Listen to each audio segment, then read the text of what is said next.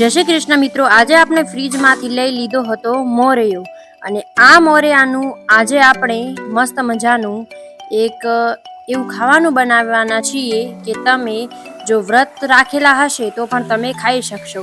એટલે મારે થોડે બોલવામાં મિસ્ટેક થઈ ગઈ, પણ આપણે આજે મોરૈયાની શીર બનાવવાના છીએ। એટલે આપણે અહીંયા મોરૈયો લઈ લીધો છે। જોવો તમે તમારી પસંદગી પ્રમાણે તમે મોરૈયાને લઈ શકો છો। આપણે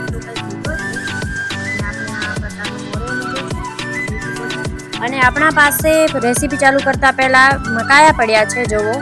એટલે તમારે જો મકાયાની શાકની રેસીપી જોઈતી હોય તો કોમેન્ટમાં કહેજો, આપણે ચોક્કસથી લઈને આવીશું।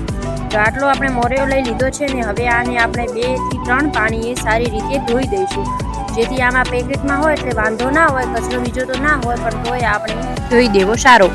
હવે આપણે 2 પાણીએ ધોઈ દીધો છે, તમે જોઈ શકો છો।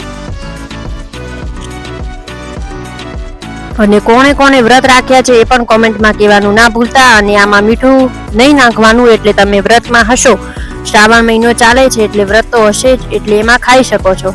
પછી આપણે ચૂલે આગ બાળી દીધી છે અને હવે ચૂલા ઉપર જ આપણે બનાવવાના છીએ। એટલે સૌથી પહેલા તો આપણે 1 લોટા જેટલું પાણી ગરમ કરવા મૂકી દીધું છે અને હાલ મોરૈયાને એડ નહીં કરવાનો, જ્યારે પાણી થોડું ઉકળવા માંડે ને ત્યારે આપણે મોરૈયાને એડ કરી દઈશું। જો તો હવે આપણું પાણી ઉપર બબલ્સ આવવા માંડ્યા છે અને વરાળો નીકળે છે એટલે ગરમ થઈ ગયું છે। એટલે હવે આપણે જે મોરૈયો ધોયેલો હતો એને પણ એની અંદર એડ કરી દઈશું, તમે જોઈ શકો છો। તમે જો અમારી ચેનલમાં નવા હો તો સબસ્ક્રાઇબ કરવાનું તો ભૂલતા નહીં હો ને।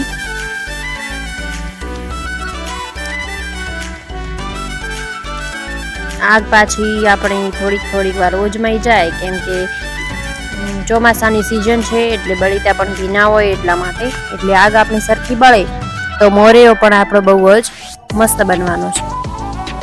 જુઓ હવે મોરૈયો ઉકળવા માંડ્યો છે।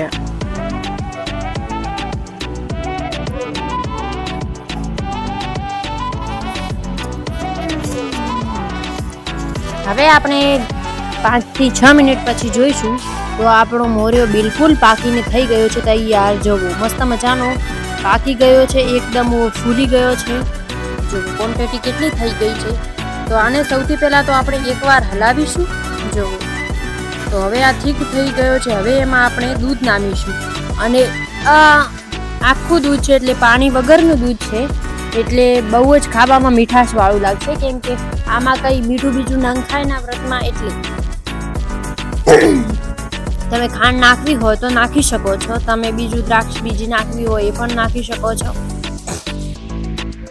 એટલે હવે આને હલાવીશું જેથી અંદર ગળેટો હોય એ પણ મટી જાય।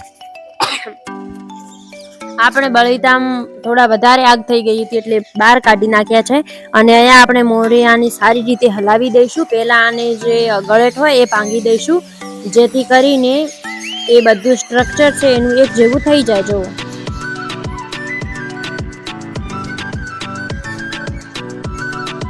તમને નજીકથી પણ બતાવું તો આ તો મોરૈયાએ દૂધ તો પી લીધું, એટલે હવે આપણે એમાં વધુ જાડું થઈ ગયું છે, ઠીક થઈ ગયું છે, એટલે થોડુંક આમાં દૂધ ફરીથી એડ કરી દઈશું।